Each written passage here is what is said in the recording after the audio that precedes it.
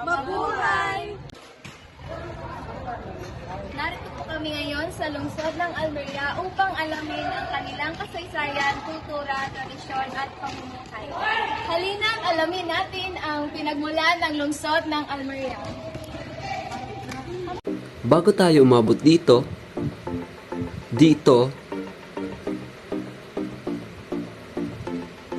at nangyari sa atin to, ay hayaan niyo munang aking ipakilala ang isa sa mga municipalities ng Biliran, ang Almeria. Ang Almeria ay isa sa may magagandang barangay na kailangan mong mapuntahan. Bakit? Sa kadahilanan na ito ay may magagandang beaches at falls kagaya nito at ito. Magandang araw po sa ating lahat. Ngayon ay pag-usapan naman natin ang tungkol sa kasaysayan ng lungsod ng Almeria, Biliran. Base sa aming nakalap na impormasyon at sa aming pagtatanong-tanong, ang nakadiskubre o unang imigrante ng Almeria ay nagmula sa Jagna, Bohol. Ang kanilang mga ninuno o ang kanilang kalulot-lulahan ay naglakbay patungo sa Quindo, sa isang lugar sa Samar Island, na ang pakay lang naman ay bisitahin ang kanilang mga kamag-anak. Subalit, sa kanilang paglalakbay ay naabutan sila ng malakas na bagyo. Kaya naman napilitan silang dumaong muna sa isang lugar na hindi nila alam o hindi sila pamilyar at palipasin ang masamang panahon para din sa kanilang kaligtasan.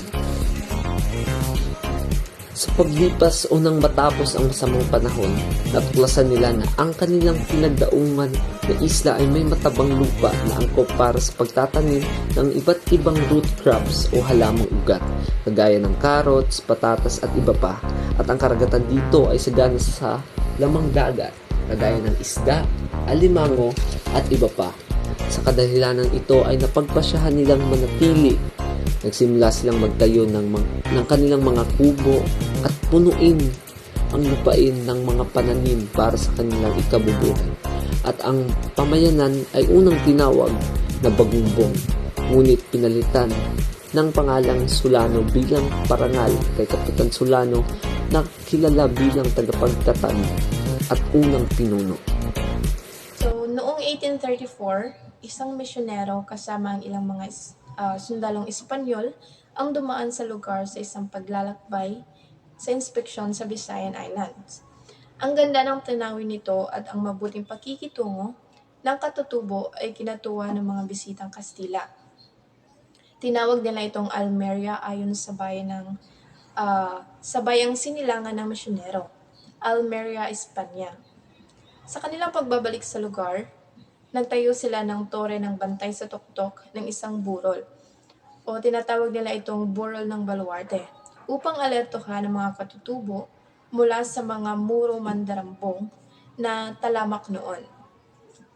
Nagtayo rin ng Roman Catholic Chapel noong 1886, isang dekreto ang inilabas ng gobyerno militar de Leyte na lumikha ng Almeria sa isang pueblo o munisipyo. Sa nagdaang panahon, maraming relihiyon ang umusbong sa lungsod ng Almeria at may mga pagdiriwang ang bawat relihiyon na ito, kung saan ipinagdiriwang nila ang kanilang kapistahan.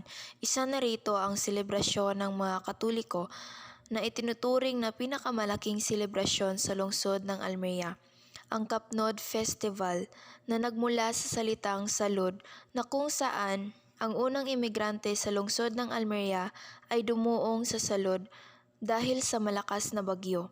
Ang mga imigranteng ito ay nagpasyang manirahan na lamang sa lugar kaysa magpatuloy sa paglalakbay patungong Samar.